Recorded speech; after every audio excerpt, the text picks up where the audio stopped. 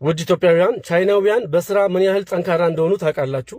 ዛሬ ደግሞ በፍርድ ቤት ወለዬ ለምስክርነት ፍርድ ቤት ይዣቸው የቀረብኩት ቻይናውያን ለመሐላ ሲዘጋጁ በነበረው ቆይታ የገጠመኝና በጣም የገረመኝን ነገር ነው የምነግራችሁ።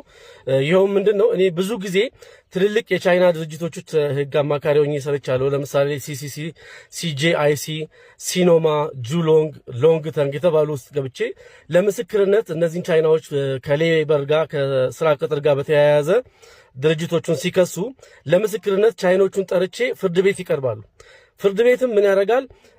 መጽሐፍ ቅዱስና ቁርአን ያዘጋጅና እናንተ በምንድን ነው የምትምሉት? እውነቱን ለመናገር በሀገራችን ወይ መጽሐፍ ቅዱስ ተይዞ ነው ወይ ደግሞ ቁርአን ተይዞ ነው ቃለ መሐላ ተፈጽሞ ምስክርነት የሚሰጠው ተብሎ ሲጠየቁ እኛ በሁለቱም አናምንም ይላሉ። እሺ ከዛስ በምንድን ነው የምታምኑት ሲባል እኛ ሃይማኖት የለንም። ከዛስ እሺ እውነት ለመናገር ምንድነው መደረግ የሌለበት ተብሎ ሲጠየቁ እኛ እውነቱን ለመናገር ቃል እንገባለን we promise to tell the truth ብቻ ነው የምንለው ይላሉ። ከዛ በኋላ ይገርመኝና እኔ ለድርጅቱ ቆሜ እነሱ መናገር የሚፈልጉትን ሳይሆን ያው ለመስሪያ ቤታቸው የሚጠቅመውን ነገር የምስክርነት ቃል እንዲሰጡ ፍርድ ቤት እውነቱን ለመናገር ቃል እንገባለን ብሎ ቃል ከገቡ በኋላ በተቃራኒው እነሱ እውነቱን ይናገራሉ።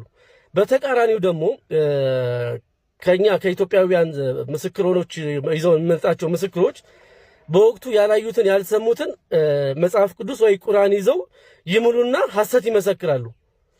ያኛው ደግሞ ቻይናዊው ደግሞ እውነት ለመናገር ቃል ይገባለው ይልና ድርጅቱንም የሚጎዳ ነገር ቢሆን እውነቱን ተናግሮ ሃይማኖት ሳይኖረው እውነቱን ተናግሮ በመርህ የሚመሩ ናቸውና ይሄ በጣም የሚገርመኝ የቻይኖች ጥንካሬ ነው። እስቲ እናንተም ከገጠማችሁ እና በዚህ ጉዳይ ላይ ያላችሁን አስተያየት እስቲ ኮሜንት ሴክሽን ላይ አስቀምጡልኝ። የእናንተው ሌጋል ክሊኒክ ጠበቃና የህግ አማካሪ ኤፍሬም ተካልኝ ነኝ። አመሰግናለሁ።